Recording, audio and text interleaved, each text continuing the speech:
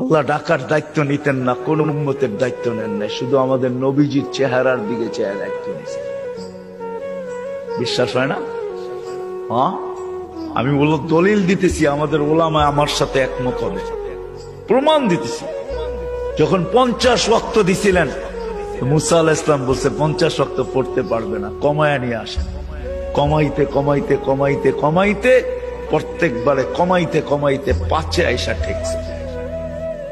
মুসা আলাইহিস সালাম বলছে এর চেয়েও কমায়া নিয়ে আসেন। তখন আল্লাহর রাসূল লজ্জায় চেহারা লাল হয়ে গেছে, আবার চাইতো, চাই কি করে। মুসা আলাইহিস সালাম বলতেছে আমি 2 ওয়াক্ত পড়াইতে পারি না, আপনি 5 ওয়াক্ত পড়াবেন, তো পড়াবেন কি করে? তখন দিলটা ভিতরে ভাঙা গেছে, আমার মনে হয় দিলটা ব্যথায় ভেঙে গেছে। কথা তো সত্য, কিন্তু লজ্জায় তো আর পাও উপরে আগে বাড়তেছে না, বাড়াই তো বাড়াই কি করা, ভিতরে ব্যথা। যদি উম্মত 5 ওয়াক্ত না পড়লো তাহলে আমি মুখ দেখাবো কি করা? তখন আল্লাহ মনে হয় ডাক দিয়া কানে কানে বলছিলেন, বন্ধু নিয়া যান 5 ওয়াক্ত, আমি আপনার উম্মতকে ডাইকা পড়ায় নিব, ডাইকা ডাইকা পড়ায়,